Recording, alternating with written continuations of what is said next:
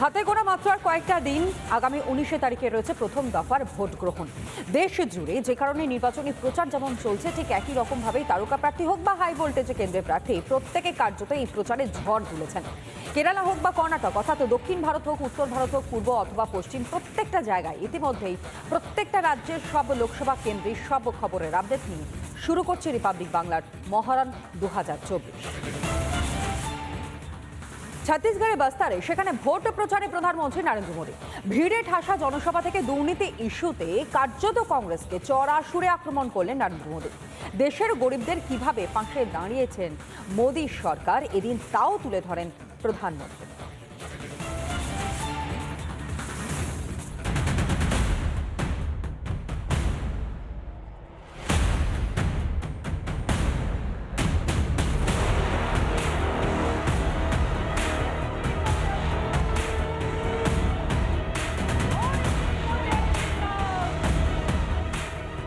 Vote যতই এগিয়ে আসছে ততই বাড়ছে আক্রমণের ঝাঁজ।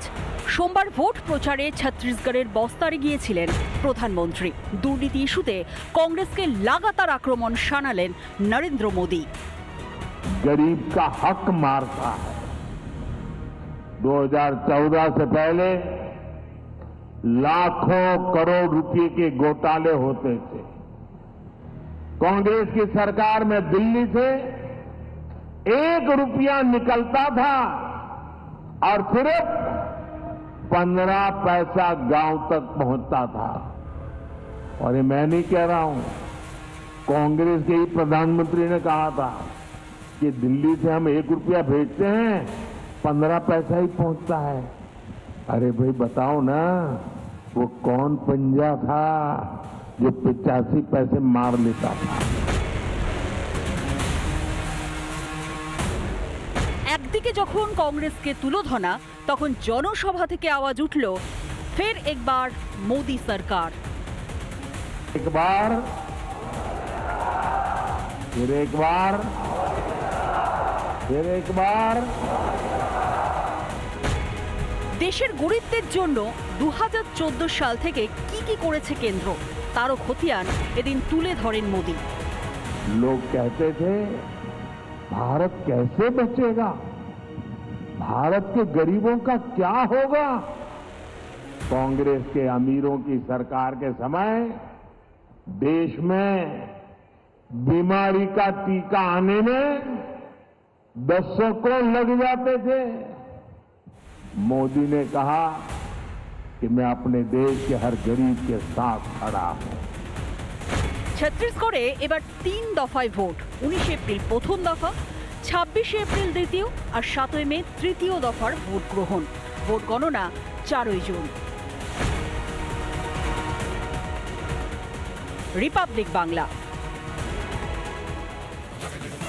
ছত্তিশগড়ে এবার 3 দফায় রয়েছে লোকসভা নির্বাচন। প্রথম দফার নির্বাচন 19 তারিখ, দ্বিতীয় দফার 26 তারিখ এবং তৃতীয় দফার নির্বাচন রয়েছে 7 তারিখ।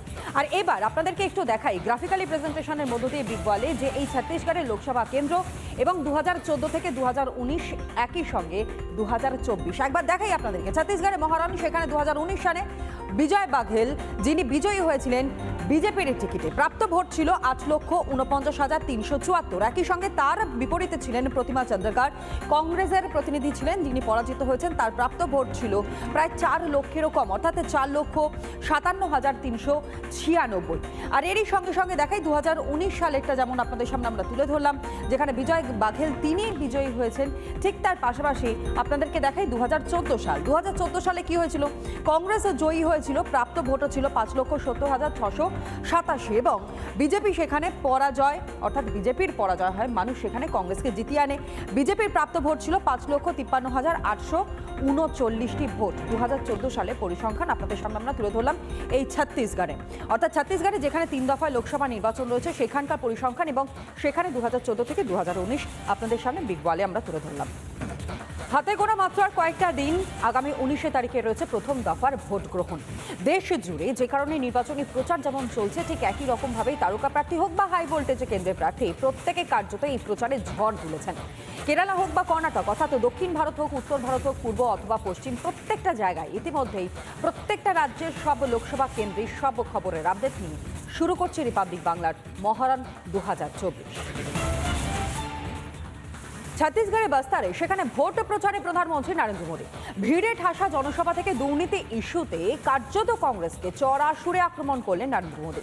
দেশের গরিবদের কিভাবে পাশে দাঁড়িয়েছেন মোদী সরকার, এদিন তাও তুলে ধরেন প্রধানমন্ত্রী।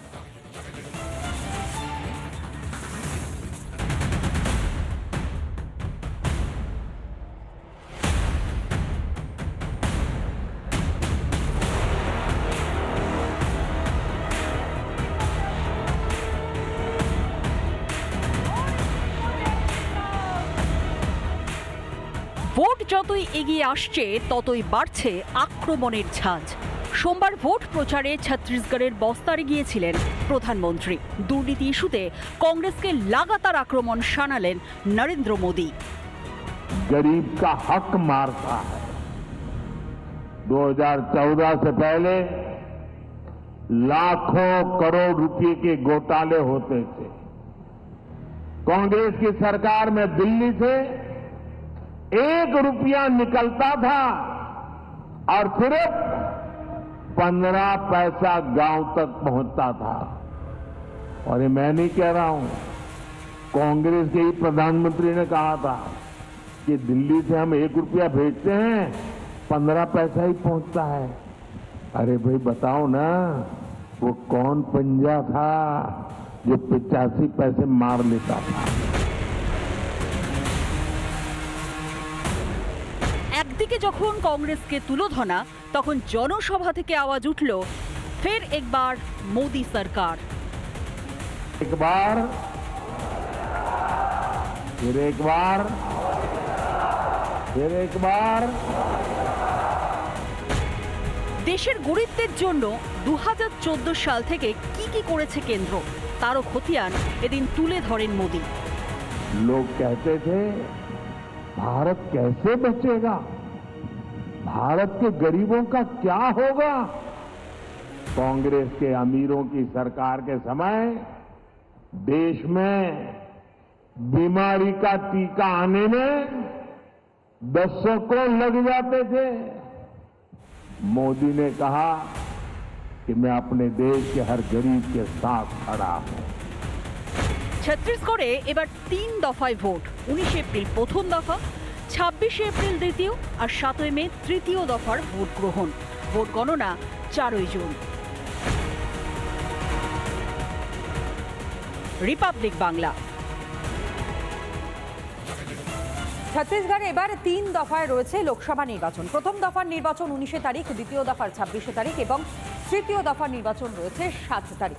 আর এবার আপনাদেরকে একটু দেখাই গ্রাফিক্যালি প্রেজেন্টেশনের মধ্য দিয়ে বিগ বলে যে এই ছত্তিশগড়ের লোকসভা কেন্দ্র এবং 2014 থেকে 2019 একই সঙ্গে 2024। একবার দেখাই আপনাদেরকে ছত্তিশগড়ে মহারণ, সেখানে 2019 সালে বিজয় বাঘেল যিনি বিজয়ী হয়েছিলেন বিজেপির টিকিটে, প্রাপ্ত ভোট ছিল 8,49,374। একই সঙ্গে তার বিপরীতে ছিলেন প্রতিমা চন্দ্রকার, কংগ্রেসের প্রতিনিধি ছিলেন, যিনি পরাজিত হয়েছেন। তার প্রাপ্ত ভোট ছিল প্রায় 4 লক্ষেরও কম, অর্থাৎ 4,57,396।